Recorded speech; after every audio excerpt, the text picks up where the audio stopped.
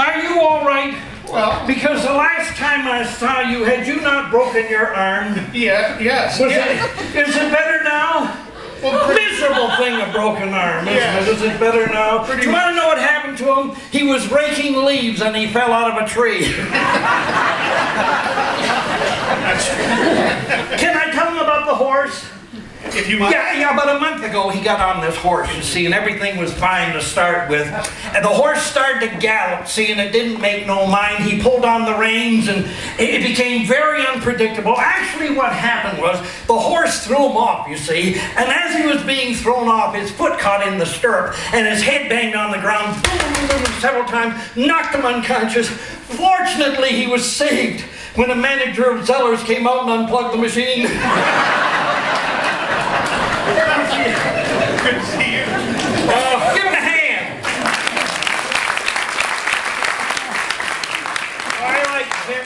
Timmy's like a stinky old piece of cheese. He gets better with age. How many would sooner be here tonight than in the best hospital in Ontario? That's what I like to see. But I am so impressed with the committee tonight. They have been so kind and so gracious and so generous. Did you know that they have provided complimentary gum for everybody here tonight? Give them a hand. Complimentary gum. Yeah, just feel under the edge of your seat. But, no, I am so busy with benefits, ladies and gentlemen, I didn't think I'd make it here tonight. Like I'm all over the country. This morning I spoke at a pro-life gun show.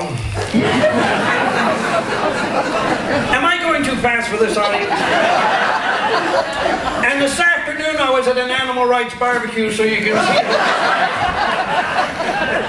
But I am terrified of flying. Anybody terrified of flying? Yeah. Let's face it, what's the first thing you see when you get to an airport but a big sign saying terminal? But I was coming in on a plane the other day, and I was sitting on my newspaper, you know how you do? And the guy across the aisle, he looks across, he said, "Are you reading that?" Like I've heard of eyes in the back of your head, but this is ridiculous. So I said yes. I stood up and turned the page and sat back down again. But I was late getting here tonight, and I went to a little restaurant across the street. What is the matter with this place? I will never go into a restaurant in Blyth again. All I wanted was a cup of coffee and a donut. What could be simpler? And the waitress was so arrogant. She knew I was in trouble. She knew I was in a hurry. So she brought my coffee and a donut, and the coffee was all smashed, just like that. I said, "Why is my donut all smashed?" "Well," she said, "you said you wanted a cup of coffee and a donut and step on it." Right here in Blyth. So she brought me a bowl of hot soup. I said, "There's a spider in my soup." She said, "We must have run out of flags." So she brought me a hot chicken. What could be simpler than a hot chicken? I said, "Get over here." She said, "What's the matter?" I said, "This chicken's got one long leg and one short leg." She said, "What do you want to do, eat it or dance with it?" So I said, "Have you got frog's legs?" She slapped my face. Thank you. But a little boy came in. He was trying to sell the paper, the Citizen or whatever they have here. A paper, and there was a little boy sitting beside me. He said, "Well, I can't read, and I don't enjoy the pictures." The paper boy said, "Just smell it." He said, "Half of it's baloney anyway." But I hate it when them men smoke them big cigars in the restaurant, don't you? Yeah, I always carry a water pistol with gasoline in it.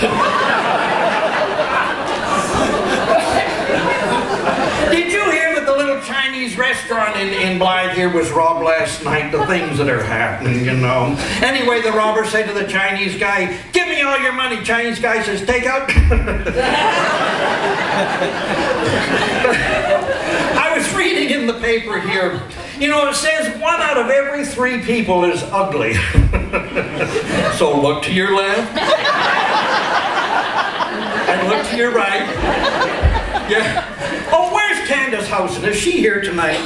Is Candace Housen here? Because did you see her coming in tonight? What is the matter with her? Doesn't she know how to drive? She was knitting and driving at the same time. So there was a cop standing on the side of the road. He yells at her. He says, "Pull over." She said, no, a pair of socks.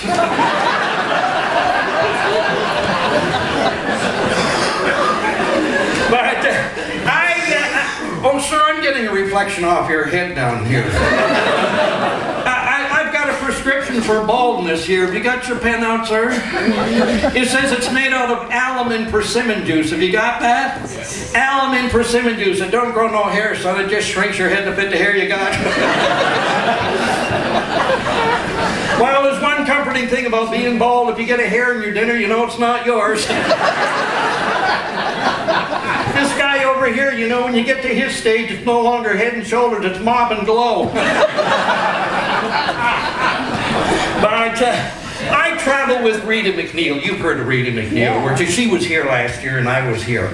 And this is as true as I tell you, during the intermission, everybody went out, you know, for coffee and fresh air and stuff. And the manager came in here during the intermission and there was a man lying across 3 seats, no kidding, at the back there, and he was moaning and groaning something terrible. And the manager came in and he thought, I'll give him 10 minutes and he'll be out of here. He came back in 10 minutes and the man was still moaning and groaning even worse.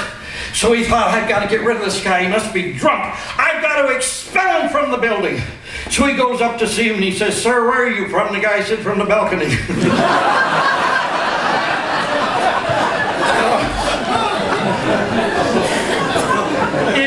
Is Dave and Diane Ban here? Is Diane in the building? Well, Diane and I, we've known each other. We used to date years ago. Yeah, I always thought we had something special until she married that jerk that she married. But, no, well, that isn't what I was wanting to tell you. Diane and I were in the doctor's office today in Blyth here. And I was sitting out reading a newspaper, see, and she was in the doctor's office. And all of a sudden, the door flew open and she came out screaming and yelling. And she ran down the aisle outside. And the nurse said to the doctor, what in the world did you say to Mrs. Ban that so upset that woman? Well, he said, I just told her she was pregnant.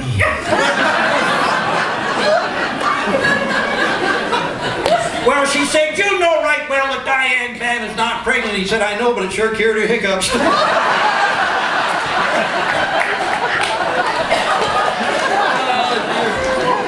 don't know.